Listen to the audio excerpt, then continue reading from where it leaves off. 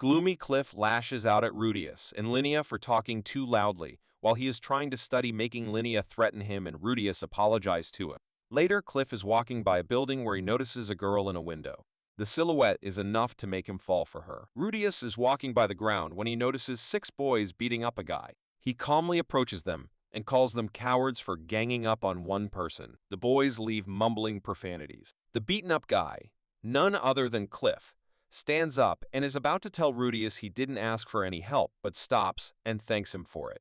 Rudeus wonders what he ever did to make Cliff hate him. On another usual day in class, Cliff approaches Rudeus and takes him outside to talk. He mentions having a crush on a girl, which makes Rudeus a bit panicked on the inside, scared that Cliff might ask him to sneak a love letter or practice his confession on him. But the situation starts making sense when Cliff shows him the girl standing in the window. It is Annalise. Cliff grabs Rudeus by his shirt in a rage of emotions for her and begs him to introduce them since Rudeus knows her. He also mentions the boys saying she will sleep with any guy that approaches her, making Cliff defend her, resulting in him getting beaten up. Conflicted about whether to introduce them or not, Rudeus approaches none other than his new guru, Fitz. Fitz is shocked that Rudeus wants romantic advice, but is relieved to hear that it is for Cliff. He then mentions being conflicted because he would not date a girl like Annalise, and it might make Cliff heartbroken. Fitz makes him understand that just because he would not fall for someone like Annalise does not mean Cliff cannot either, and all he needs to do is introduce them and leave whatever happens next on them. The conversation also has a mention of Fitz having a crush on someone, which Rudeus finds a bit surprising. Rudeus arranges a meeting with Annalise and takes Cliff with him.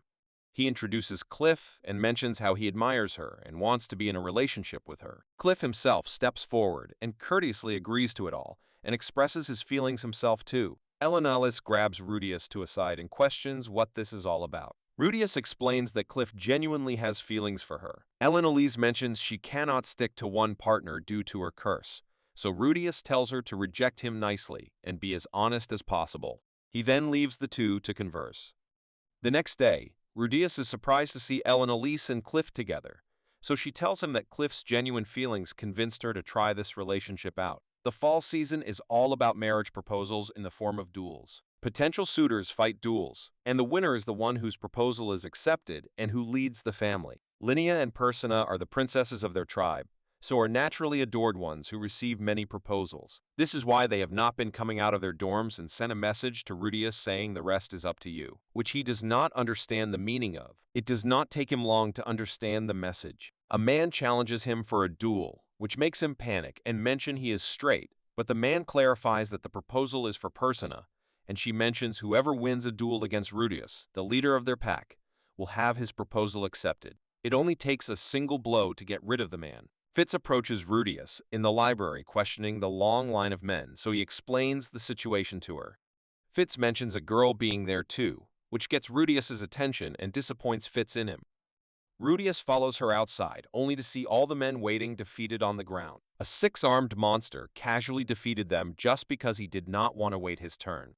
He is the fiancé of the great emperor of the demon world, Kishirika. She had mentioned Rudeus, so he came here to challenge him. He is the demon king, Badi Gadi. As Fitz goes to fetch his stuff, students gather around to see the duel while the two competitors get into a discussion. Rudeus mentions getting the demon eye from Kishirika, but not being as strong as Badi expects him to be. Badi, however, is confident as his fiancé had called him a marvel with one of the greatest mana strengths in the world, and he believes her words.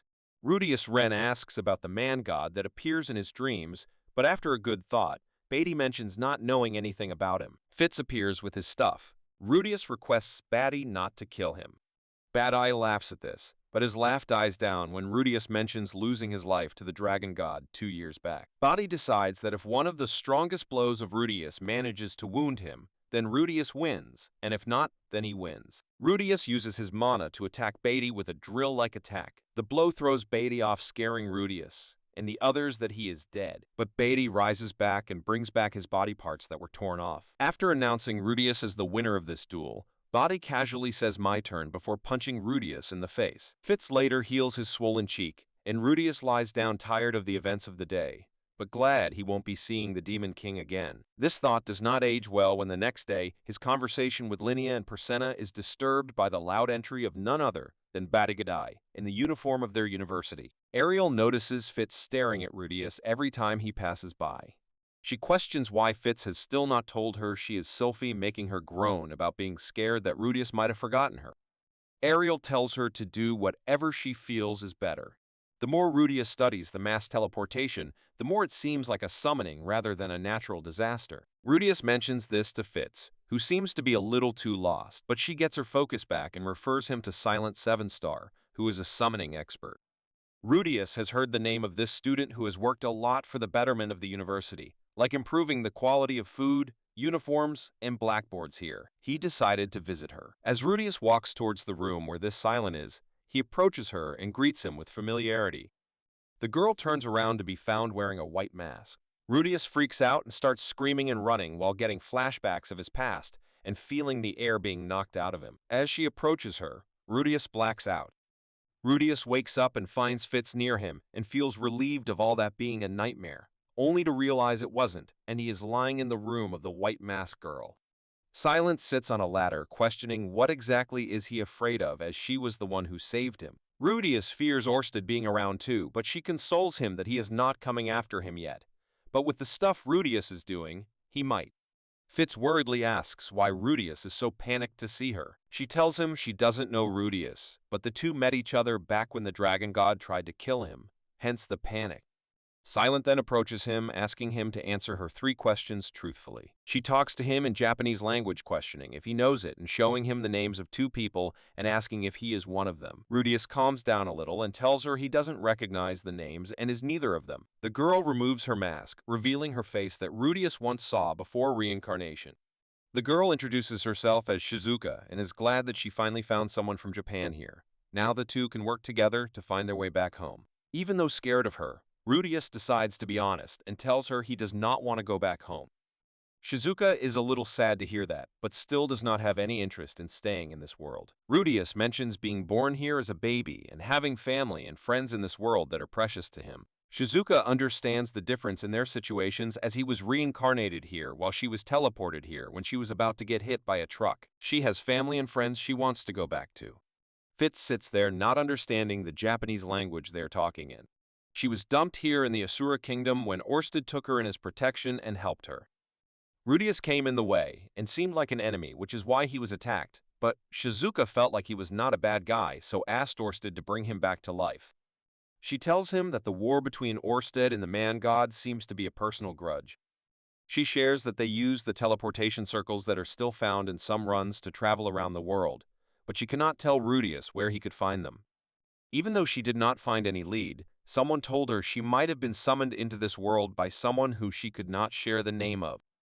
As they are foreign characters to this world, anything they do to manipulate history would end up erasing them from this world, so she is living a minimal life, only doing stuff that would not affect her. She has been studying this, but provided she does not have any mana, and her case is something not being studied anywhere, it is hard for her to find a solution easily.